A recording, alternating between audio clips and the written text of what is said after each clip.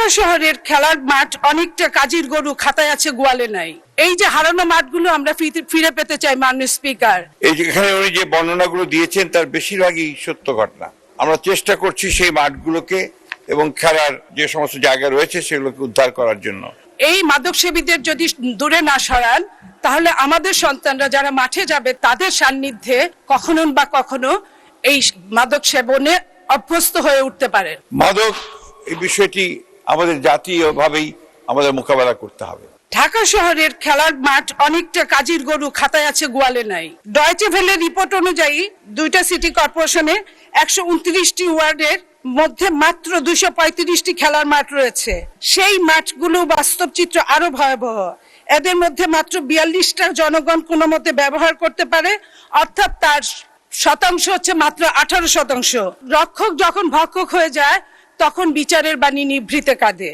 থুপ খোলা মাঠটিতে city corporation তাদের নিজের খেলা বন্ধ করে দিয়ে মার্কেট গড়ে তুলেছে।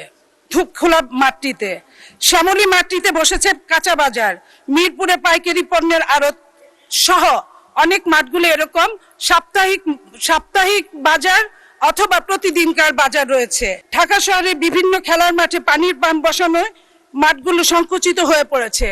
এই জন্য আপনার মাধ্যমে মাননীয় স্থানীয় সরকার মন্ত্রীর আবারও দৃষ্টি আকর্ষণ করছি। দেশের বিভিন্ন জায়গায় খেলার মাঠ দখল করে মেলা, গরুর হাটও বসানো হয়েছে। ঢাকার 126টি মাঠ হারিয়ে গেছে। এই যে হারানো মাঠগুলো আমরা ফিরে পেতে চাই মাননীয় স্পিকার।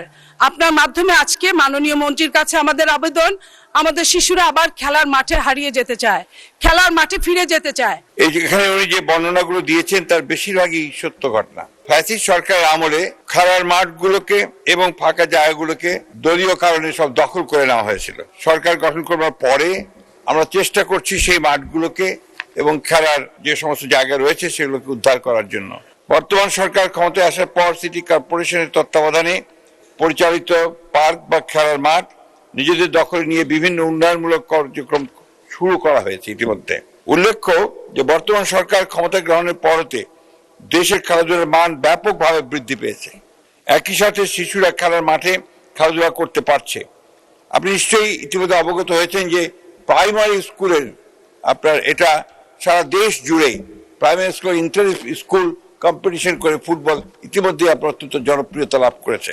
35 নম্বর ওয়ার্ডের Malitola park, Shaheed Motiur Rahman park Gulistan, Motijheel park, Adamjee court building Motijheel, Nawabganj park, Nawabganj Lalbagh, Osmani উদ্যান উন্নয়ন কাজ চলমান, যাত্রাবাড়ি শিশু পার্ক, ইসলামবাগ বশিরউদ্দিন পার্ক, শাহবাগ শিশু পার্ক, হাজী আব্দুল আলিম খেলার মাঠ, ঢাকেশ্বরী রোড, ঢাকা। অন্যদিকে ঢাকা উত্তর সিটি কর্পোরেশনের আওতাধীন পার্ক মাঠের সংখ্যা 38টি।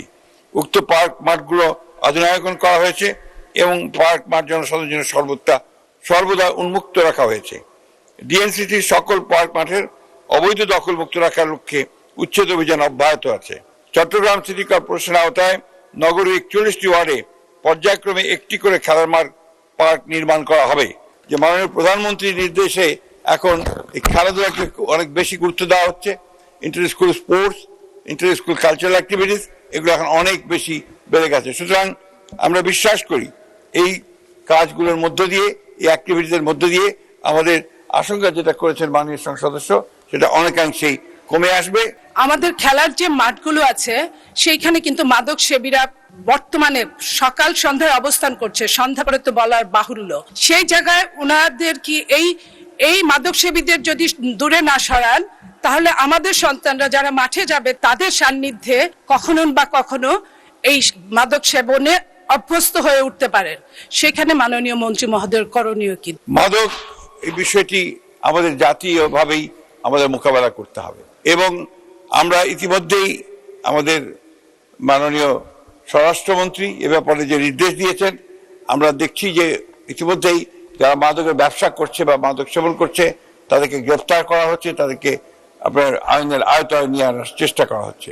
কিন্তু একই সঙ্গে আমি মনে করি যে একটা সোশ্যাল মুভমেন্ট যদি না হয় এবং সোশ্যাল মুভমেন্টটাকে আমাদেরকে সবচেয়ে বেশি আগিয়ে নিয়ে যেতে হবে এবং সেটা ইতিমধ্যে আমাদের মাননীয় প্রধানমন্ত্রী আমাদের যুবদল, আমাদের যুবক শ্রেণী এবং আমাদের বিভিন্ন যে সংস্থাগুলো রয়েছে তাদেরকে তিনি নির্দেশ দিয়েছেন এই ব্যাপারে ব্যাপক প্রচারণার মাধ্যমে একটা সামাজিক সচেতনতা গড়ে তোলা এবং মাদককে সেই আপনার পরিহার করার ব্যাপারে একটা সামাজিক আন্দোলন গড়ে তুলতে আমরা বদ্ধপরিকর মাননীয় স্পিকার।